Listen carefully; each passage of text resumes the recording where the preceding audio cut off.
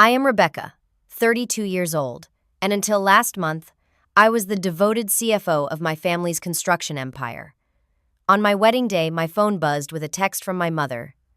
Do not expect anyone to show.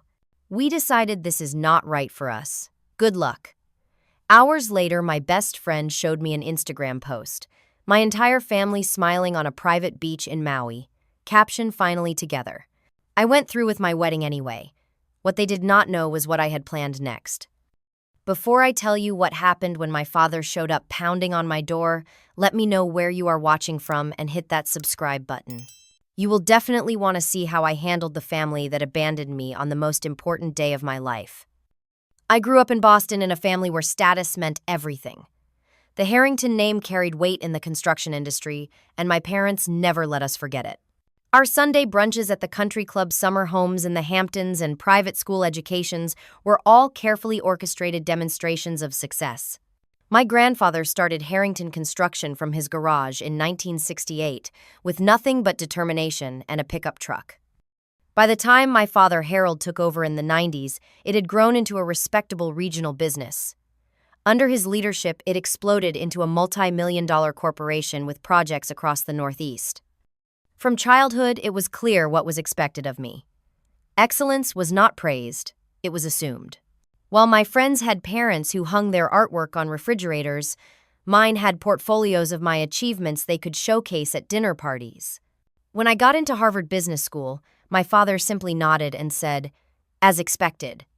The night I graduated with my MBA summa cum laude, my mother spent the celebration dinner discussing my brother Ethan's new sailboat.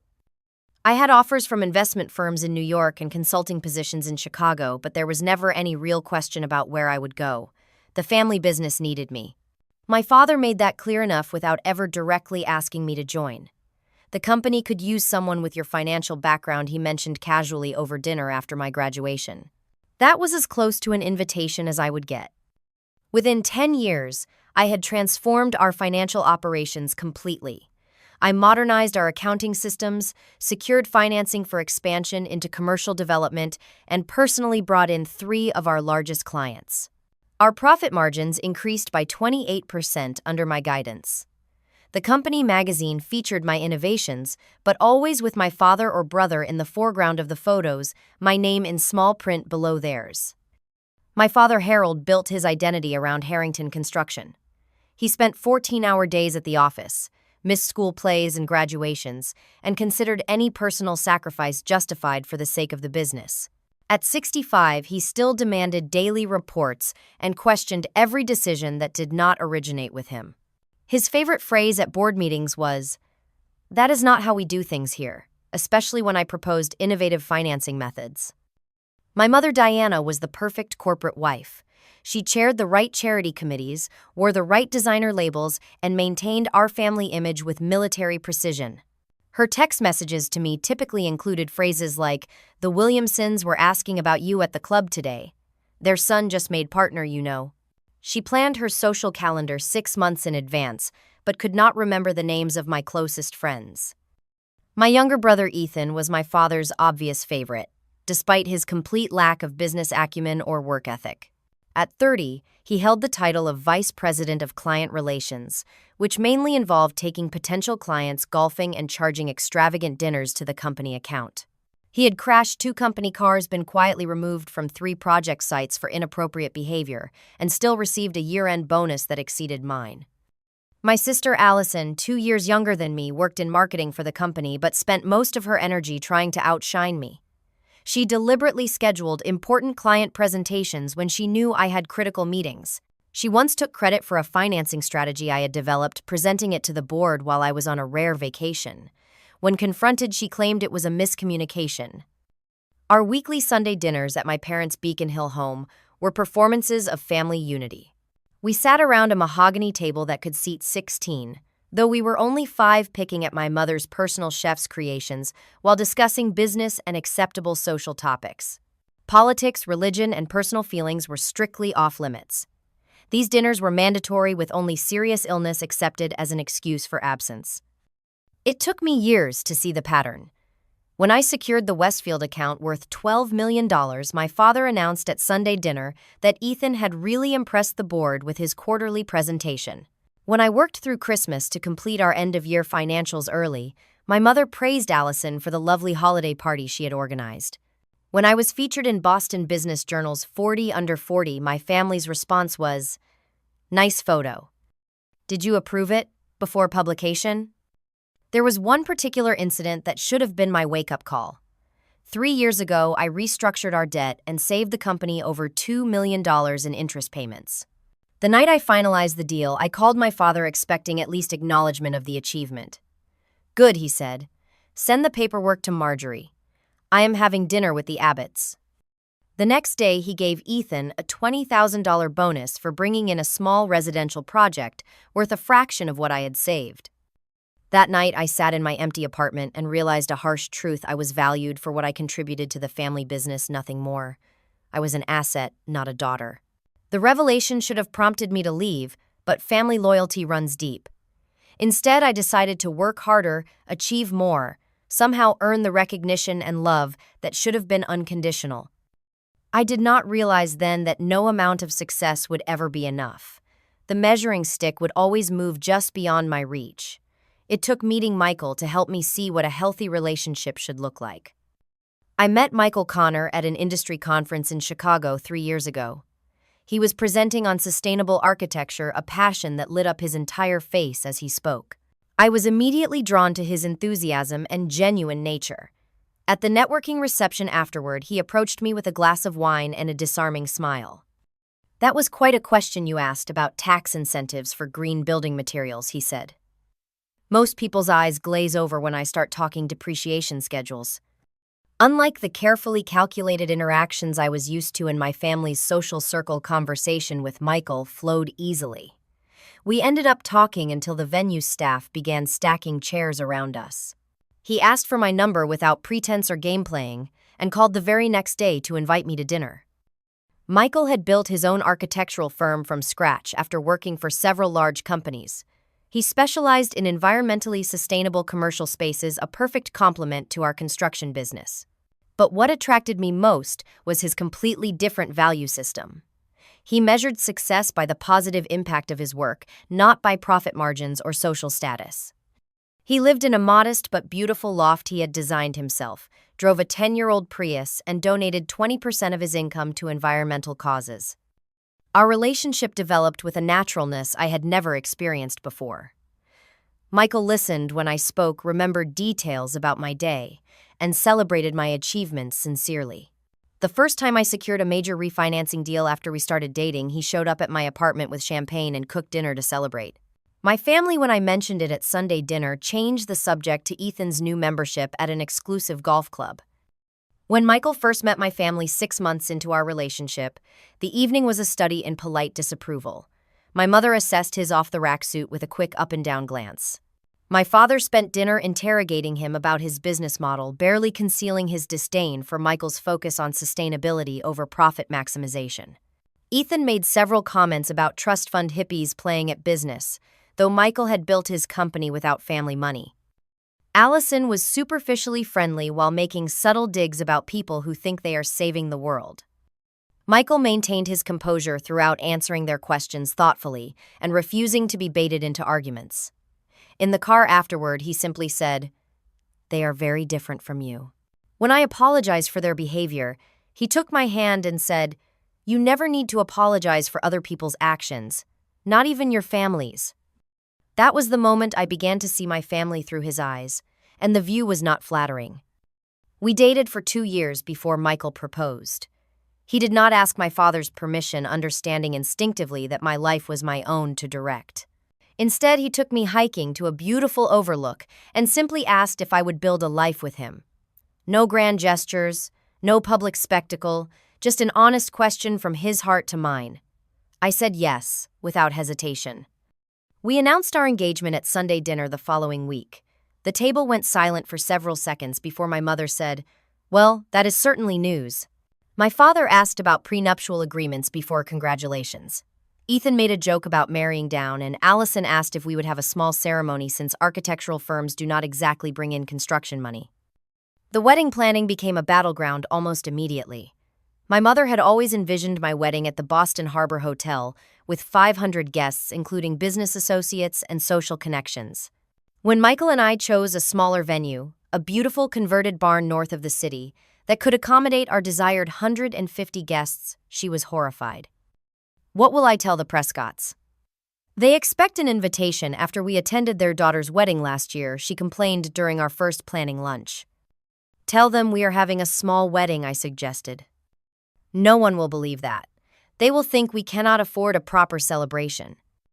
This became the refrain throughout the planning process. My dress was disappointingly simple, according to my mother. Our decision to donate to charity instead of giving wedding favors was embarrassing. Our music selection was inappropriate for a formal occasion. Each criticism was delivered with a sigh and the phrase, "But it is your wedding, dear." Michael encouraged me to stand firm on the elements that mattered to us, but I found myself making compromises to keep the peace. We added 20 names to the guest list from my parents' business circle. I agreed to a more elaborate floral arrangement than we had wanted. I spent hours justifying our choices and trying to incorporate my family's preferences while maintaining some semblance of the wedding we actually desired. 6 weeks before the wedding, I noticed my family's gradual disengagement from the process. My mother stopped calling with daily suggestions. My father referred all wedding-related questions to his assistant. Ethan and Allison began missing planning meetings they had previously insisted on attending. At the time, I interpreted this as acceptance of our choices. I was pitifully grateful for the respite from their criticism. The rehearsal dinner held at an upscale restaurant near our venue was the first real warning sign. My parents arrived 30 minutes late with a vague excuse about traffic. Ethan checked his phone constantly throughout the evening. Allison left immediately after dinner, claiming an early morning meeting the next day. My father made a perfunctory toast that focused more on the family business than on my relationship with Michael. By 9:30, my entire family had departed, leaving Michael's warm, engaged relatives looking confused and uncomfortable. "Do not worry about it," I told Michael that night in our hotel room. "They are probably just respecting our space before the big day." The night before our wedding, my mother called to confirm final details. Her voice was oddly formal, almost businesslike. "Everything is arranged on our end," she said, a phrase that struck me as strange at the time. "We will see you tomorrow."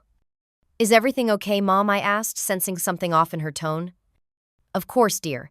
Everything is exactly as it should be. Good night." Those were the last words she spoke to me before her text message the next morning. I woke up on my wedding day feeling genuinely happy.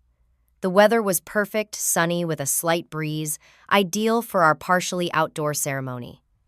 My bridesmaids arrived at the hotel suite at 8 a.m., bringing coffee and pastries.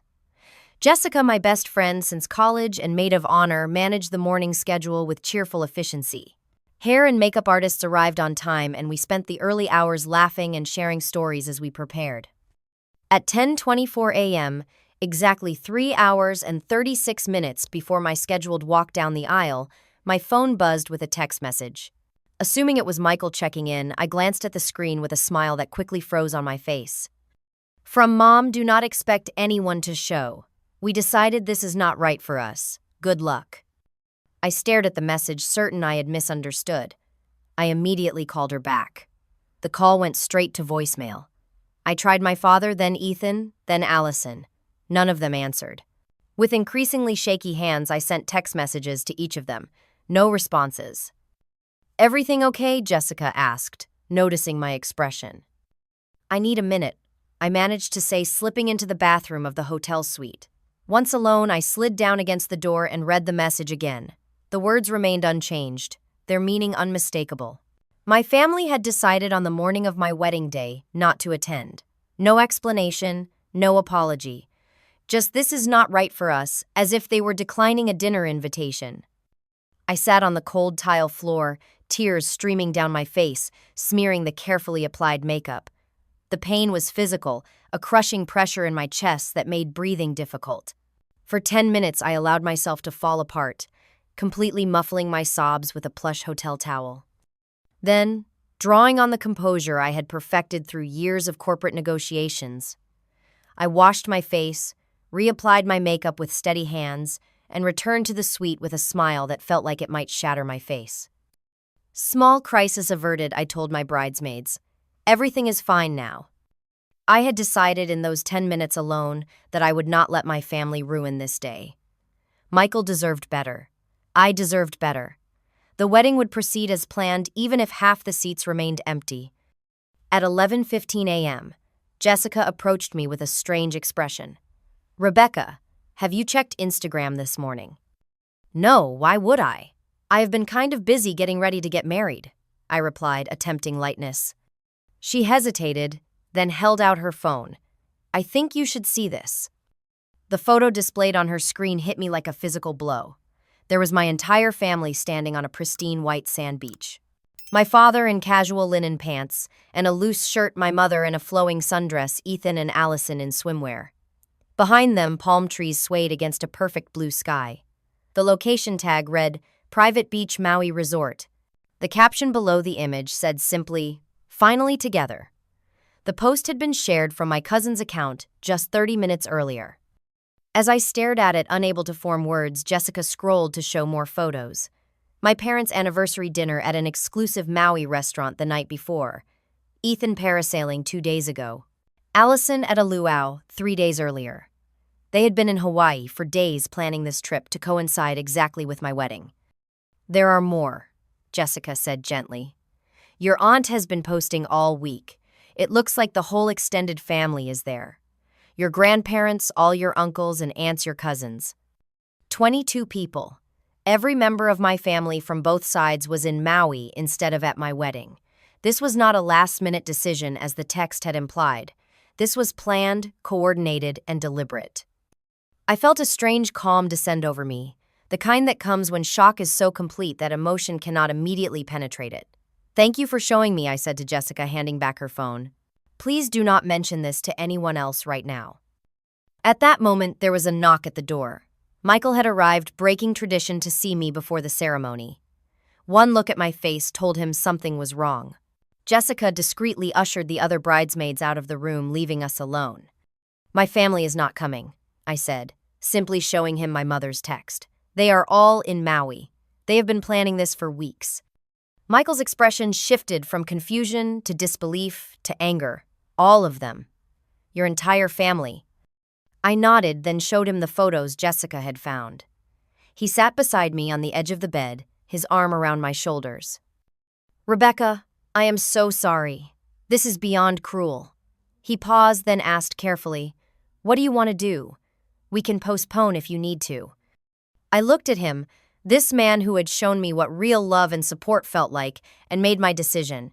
We are getting married today. My family has made their choice. I am making mine. The ceremony was smaller than planned, but filled with genuine warmth. Michael's family, understanding what had happened without needing details, surrounded me with kindness. My colleagues and friends showed up in full force. The empty seats on the bride's side were obvious but went unmentioned. As I walked down the aisle alone, replacing the father-daughter moment I had anticipated with a solitary statement of independence, I felt a complex mixture of emotions. Profound hurt, yes, but also a strange sense of liberation. For the first time, I was making a life decision completely free of my family's influence or approval. When Michael and I exchanged vows, promising to create a family based on love and respect, the words took on deeper meaning. We were not just starting a marriage, we were defining what family should truly mean. Throughout the ceremony and the beginning of the reception, I checked my phone periodically. More photos from Maui appeared on various social media accounts. A video of my father making a toast at a beachside restaurant, raising a glass to family loyalty. The irony would have been laughable if it had not been so painful. But as the evening progressed, surrounded by people who had chosen to be there for us, the pain began to transform into something harder and more focused. By the time Michael and I shared our first dance, I had moved beyond hurt to anger and beyond anger to resolve. This would not stand without consequences. Our reception was nothing like the elaborate affair my mother had initially pushed for, and I was grateful for that now. The converted barn glowed with string lights, round tables covered in simple white linens held centerpieces of wildflowers, and the wooden dance floor was surrounded by people who genuinely cared about us. Michael's parents had stepped in to handle details. My family had abandoned his mother, even pinning my veil in place with hands that did not shake like mine. During dinner, Jessica rose to give her maid of honor toast. She had rewritten it entirely, I realized as she began to speak. Today, we celebrate two people who understand that marriage is about choosing each other every day above all others, she said, meeting my eyes with fierce loyalty. Rebecca has shown incredible grace today, reminding us all that family is defined by love and presence, not by blood. She raised her glass. To Rebecca and Michael, who deserve every happiness this world has to offer. The applause was enthusiastic, the support palpable in the room. Michael's father spoke next, his voice warm as he welcomed me to their family fully and without reservation. His mother embraced me afterward, whispering, "We are so proud to have you as our daughter now." Throughout the evening, I found myself checking my phone, a habit I could not break despite my best efforts. More photos appeared from Maui, each one a fresh wound. My mother in a spa getting a massage. My father and brother on a chartered fishing boat. My sister at a sunset yoga class on the beach. Their vacation seemed designed to showcase exactly how little my wedding day meant to them. Michael noticed my distraction and gently took my phone. "Let today be about us," he said. "Tomorrow is soon enough to deal with everything else." He was right, of course. I danced, laughed, cut our cake, and threw my bouquet with genuine joy, determined not to let my family's betrayal poison this day. When we left the reception under a shower of rose petals, I felt a curious mix of emotions: happiness about my marriage, grief for the family relationships I was losing, and beneath it all, a hardening determination. We had planned a 2-week honeymoon in Greece due to start the following afternoon. In our hotel suite that night, Michael and I discussed whether to go forward with it. "I think we should postpone," I said finally. "There are things I need to handle at the company before I can truly relax." Michael studied my face. "This is not just about work, is it?" "No," I admitted. "I need to protect myself professionally and financially. My family has shown me exactly where I stand with them. I would be naive to think that would not extend to the business." He nodded slowly. "Whatever you decide, I am with you. But promise me you will not let this consume you." "I promise," I said, knowing even then that it was a promise I might not be able to keep. The next morning, I woke to business emails, continuing as if nothing unusual had happened. Meeting reminders, project updates. A note from my father's assistant about the upcoming board meeting. The cognitive dissonance was staggering.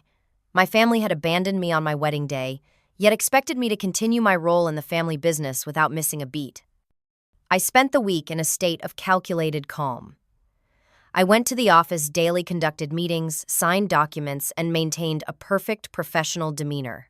No one mentioned my wedding or my family's absence, though the gossip had undoubtedly spread. I noticed sidelong glances, conversations that stopped when I entered rooms, but focused solely on gathering what I needed.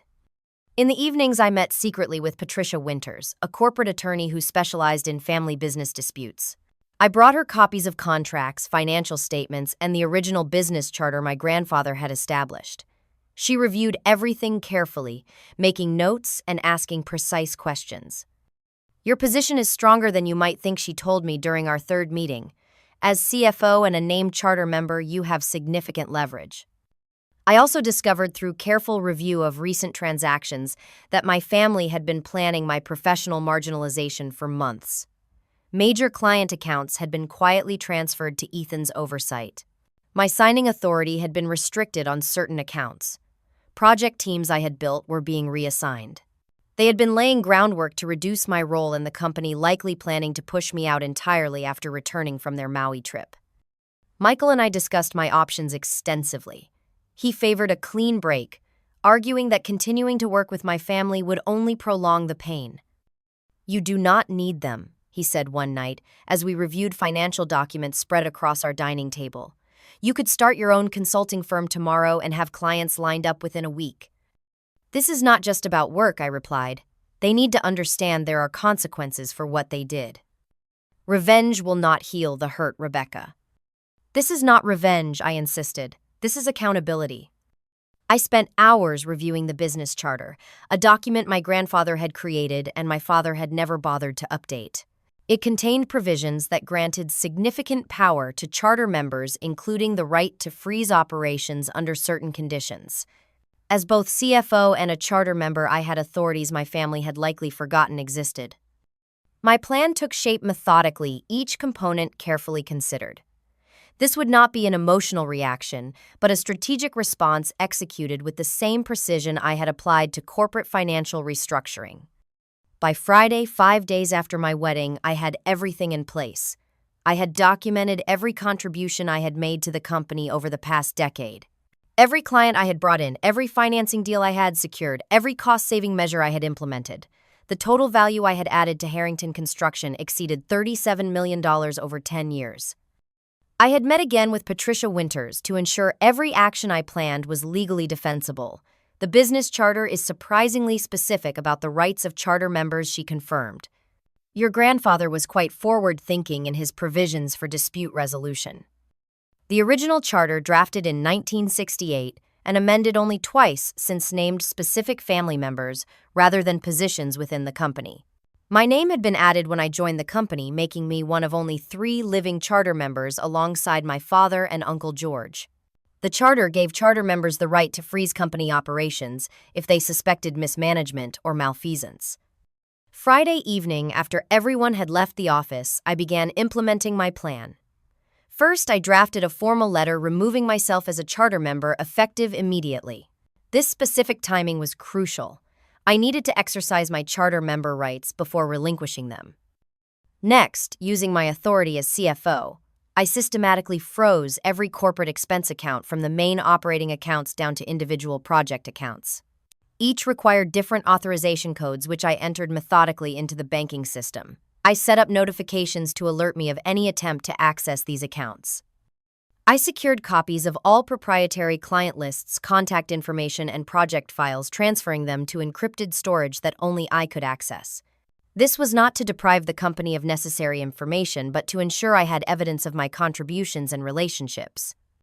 I documented every step, meticulously recording times, dates, and specific actions taken. Everything I did was within my legal authority, though I knew my family would initially view it as hostile action. At 9:30 that evening, I returned to the office to remove my personal items. The building was empty, security cameras recording my entry and exit.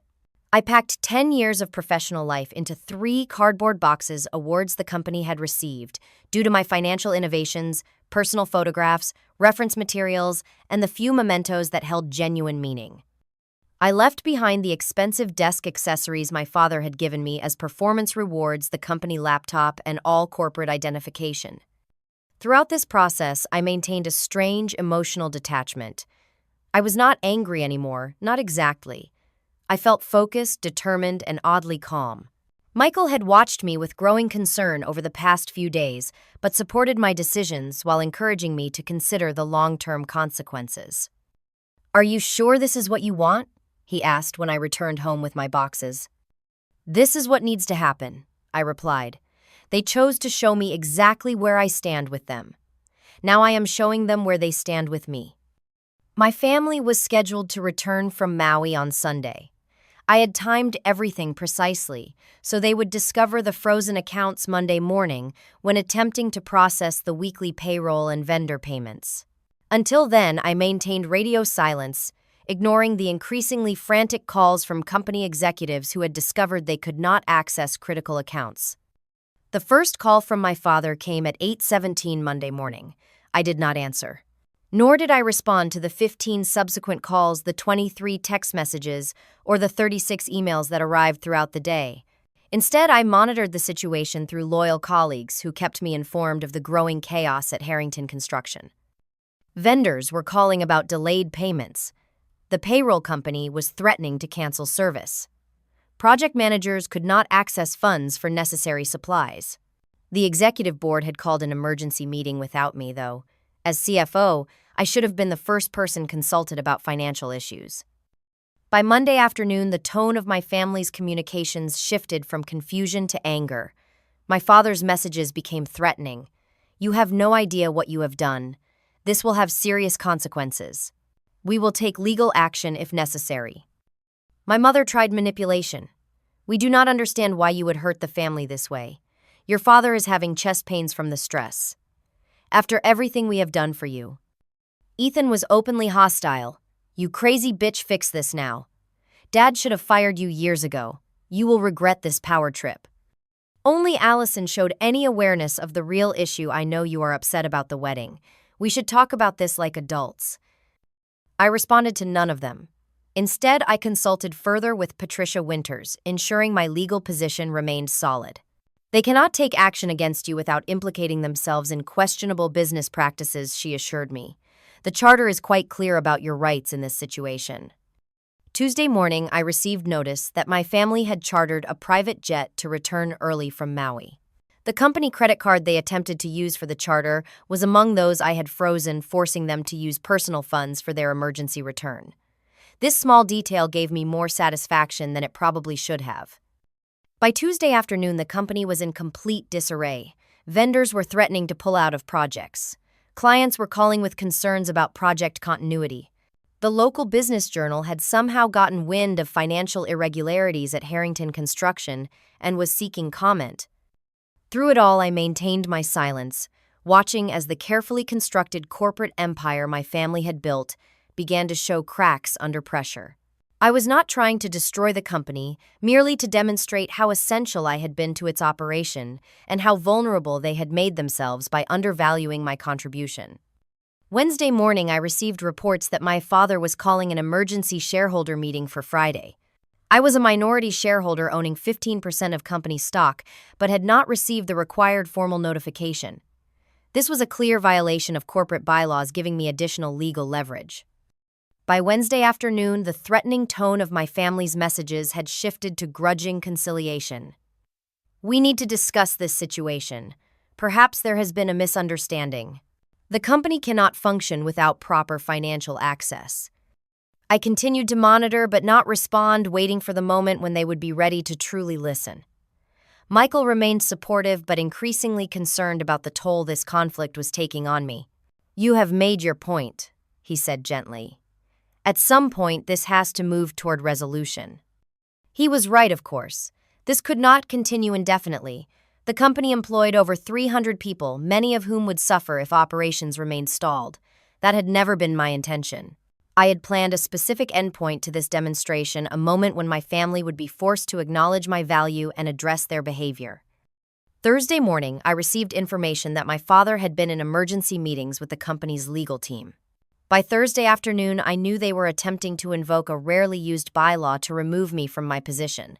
By Thursday evening, I had confirmation they had discovered this would not be possible without a formal board vote, which could not happen while the company's operations were frozen. The security desk at our condo building called early Friday morning. "Miss Harrington, your father is here, insisting on seeing you.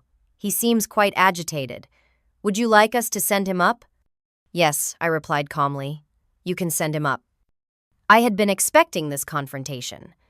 I was dressed in a business suit, hair perfectly arranged, makeup flawless.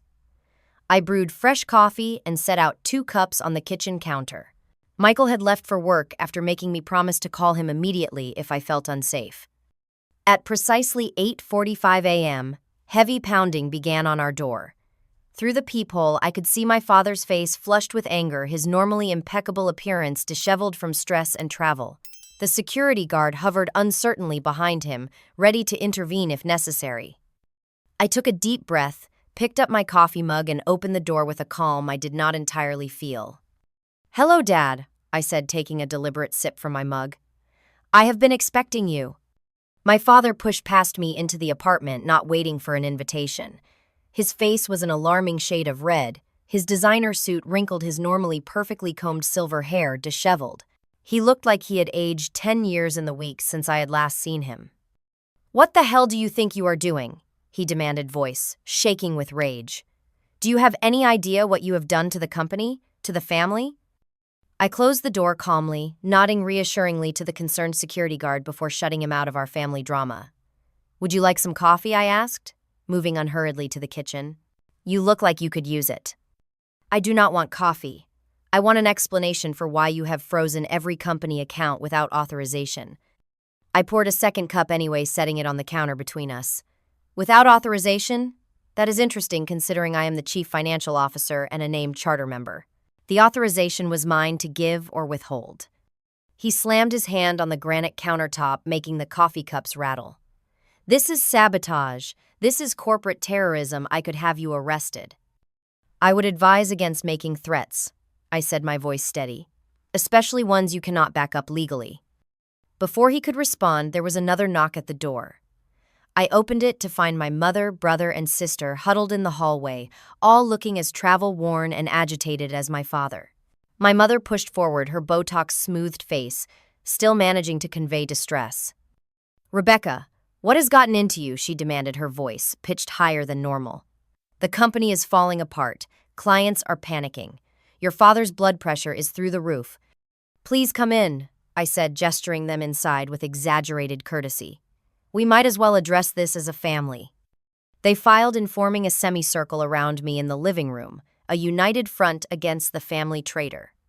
In their expensive casual clothes, still bearing traces of their tropical vacation, they looked like strangers to me. Perhaps they always had been. "Fix this," Ethan said flatly. "Fix it now, or I swear to God, Rebecca." "You will what?" I asked, genuine curiosity in my voice. "What exactly will you do, Ethan?" "Take over the financial operations you know nothing about. Call the clients whose names you cannot remember.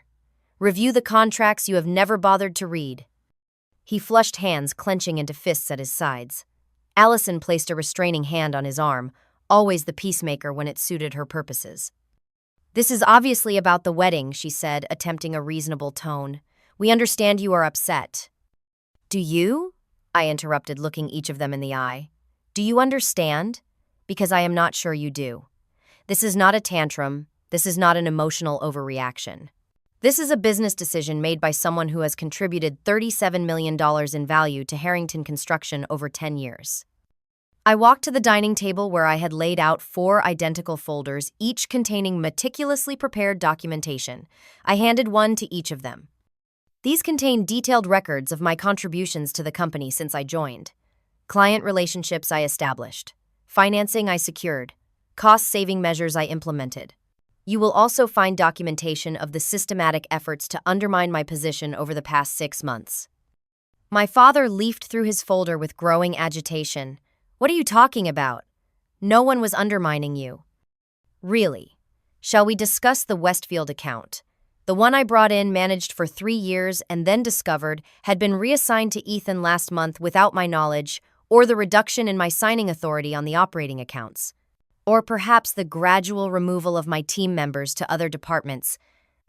My mother at least had the grace to look uncomfortable. Ethan stared at the floor. Allison fidgeted with her bracelet. My father rallied quickly. "Those were standard operational adjustments. Nothing personal." "Nothing personal," I repeated. "Like abandoning your daughter on her wedding day for a family vacation? Was that nothing personal as well?" The room fell silent. My father's expression hardened. My mother looked away. Ethan examined his expensive sneakers with sudden interest. "We made a decision as a family," my father said finally. "We did not support your choice of husband. We did not feel comfortable attending a wedding we could not endorse." "Then you should have told me that months ago," I replied. "Not by text message the morning of the ceremony. And you certainly should not have planned a family vacation to deliberately coincide with my wedding day." My mother sighed dramatically. "You were always so sensitive, Rebecca. We needed a family getaway. The dates worked for everyone else." "The dates worked because you specifically chose my wedding weekend," I said. "The resort reservation was made the day after I sent the final wedding invitations." I checked. Ethan suddenly looked up, a mean smile crossing his face. "Okay, fine. Yes, we picked those dates on purpose. Happy now, your precious Michael is not one of us. He does not understand our world, our values. You chose him over family loyalty." "Ethan," my mother gasped, though whether she was shocked by his admission or his bluntness was unclear. "What?" "We are all thinking it," he continued, warming to his cruelty. "She needs to understand that choices have consequences. She chose that tree-hugging architect over her own blood. So we showed her where our priorities lie." "And I am showing you where mine lie," I replied calmly. "Choices do indeed have consequences." Allison stepped forward, her expression softening into the manipulative sympathy she had perfected since childhood. "Rebecca, we can work through this. We are family. Families fight, they hurt each other, but in the end, blood is thicker than water." Was blood thicker than water when you took credit for my financing strategy with the board? Or when you told James that I was unstable during our relationship? I asked, referring to my ex-boyfriend whom she had deliberately poisoned against me years ago. Her eyes widened. "How did you?" "He told me eventually. After we broke up, he felt guilty about believing you." My father raised his hand, attempting to regain control of the conversation. "Enough of this emotional nonsense. We have a company to run. Unfreeze the accounts, come back to work, and we can discuss any grievances you think you have through proper channels." I almost laughed at his complete inability to see the situation clearly. "That is not how this is going to work. I have terms that must be met before the accounts are unfrozen." "Terms," he sputtered. "You do not dictate terms to me. I built this company." "No grandfather built it. You expanded it. And I have maintained its financial health for a decade while you took the credit and gave my incompetent brother unearned authority."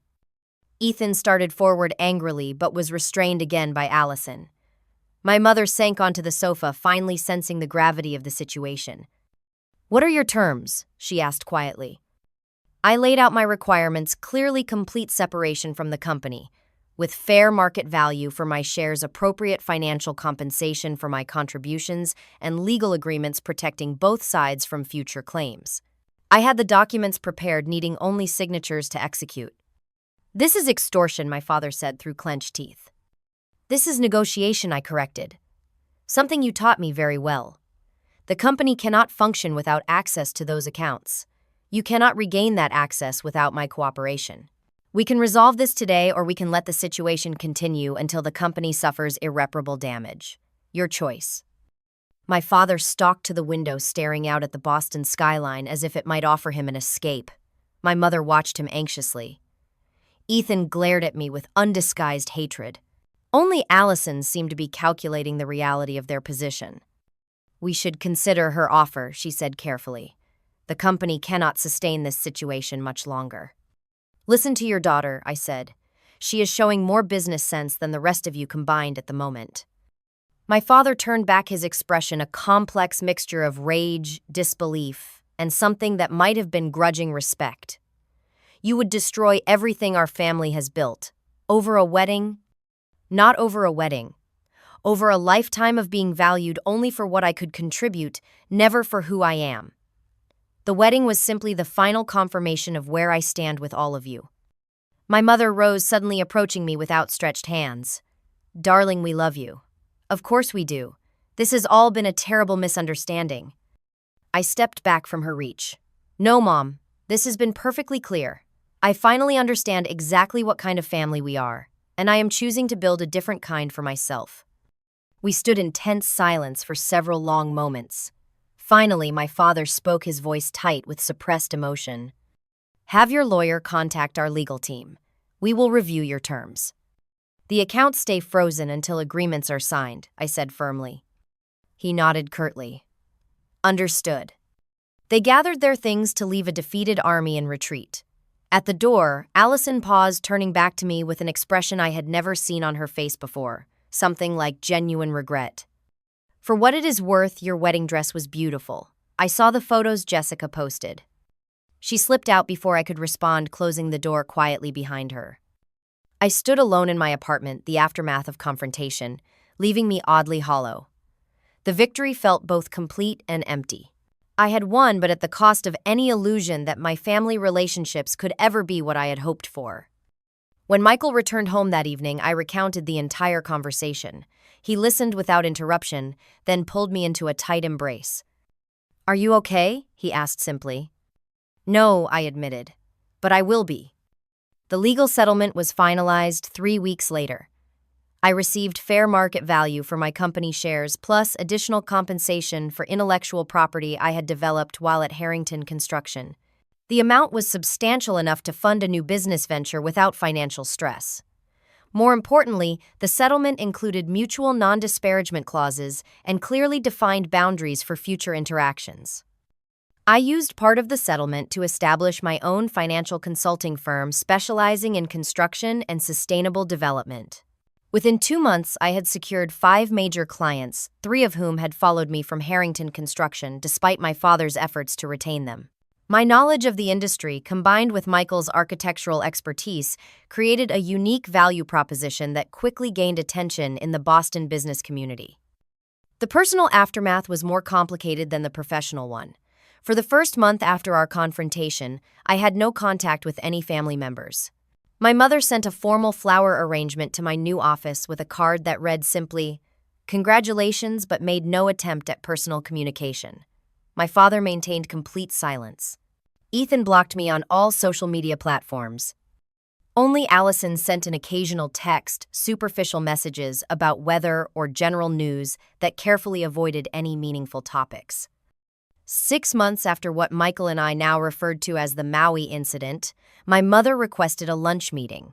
We met at a neutral restaurant downtown, both of us dressed in business attire, as if for a professional engagement rather than a family reconciliation. "You look well," she said, studying me across the table. "Success agrees with you." "Thank you," I replied. "How are things at the company?" "Stabilized, finally. Your father hired 2 people to replace you, if that tells you anything."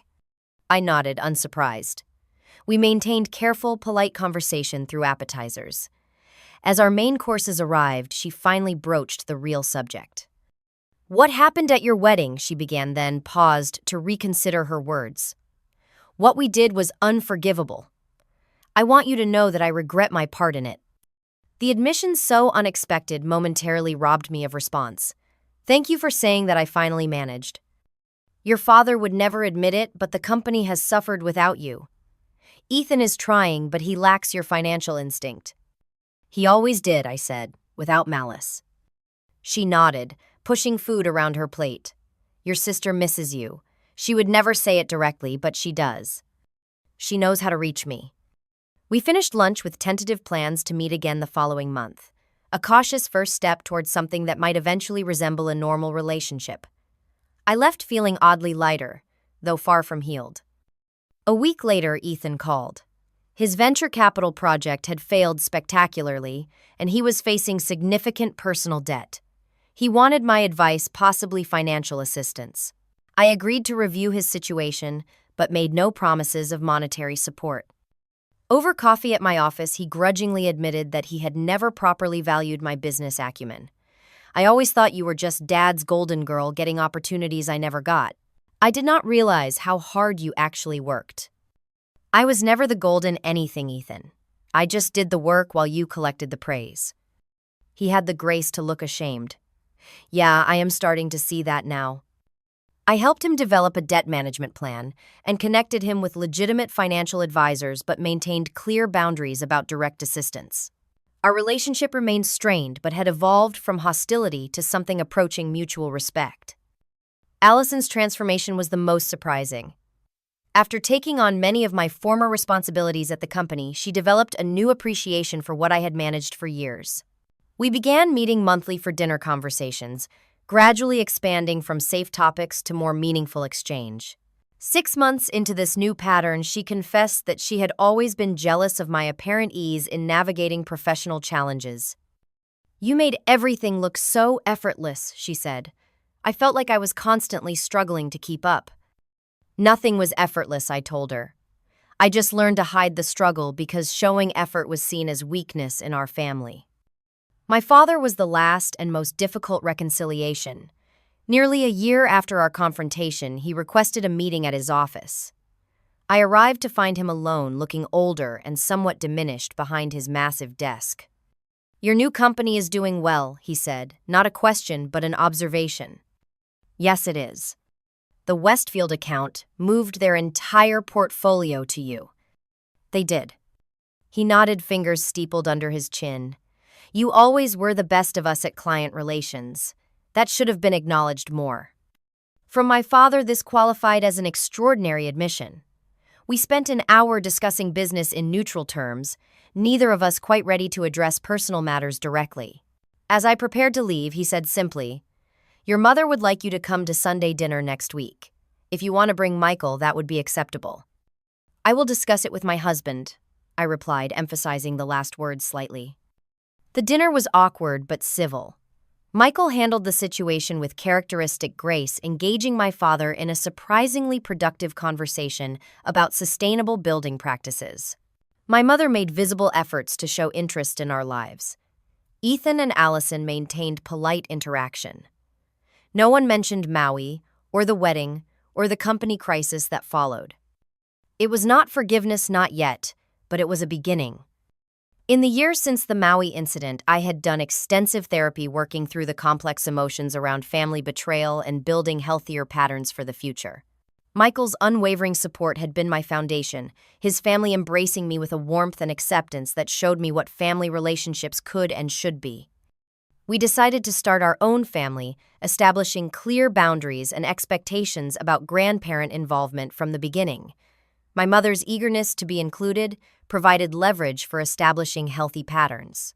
My father's grudging interest in a grandchild offered opportunity for a relationship built on new terms. The business lessons were perhaps the clearest. I built my new company on principles of transparency, recognition, and genuine teamwork. We celebrated achievements collectively, ensuring every contribution was acknowledged. Employee retention was exceptional, our reputation for ethical practice attracting top talent. Looking back on that wedding day text message that had shattered my world, I realized it had actually freed me from patterns that would have continued indefinitely otherwise. The pain had been excruciating, but necessary, forcing me to see clearly what had been evident but ignored for years. Family, I learned, is not defined by DNA but by presence. By showing up not just for celebrations but for hardships. By valuing the person, not just their contributions. By love that does not come with conditions or corporate expectations attached. In the end, I built something better than what I had lost both professionally and personally. The betrayal that was meant to diminish me instead became the foundation for a life of authenticity and genuine connection. Sometimes the most painful breaks create space for the strongest healing. Sometimes losing what you thought you wanted leads you directly to what you truly need. What about you? Have you ever had to completely rebuild your understanding of family after a betrayal? Or found yourself creating boundaries with loved ones for your own well-being? Share your experiences in the comments below. And if this story resonated with you, please hit that subscribe button and like this video so others can find it too. Thank you for listening to my journey. And remember that sometimes the family we choose is more important than the family we are born into.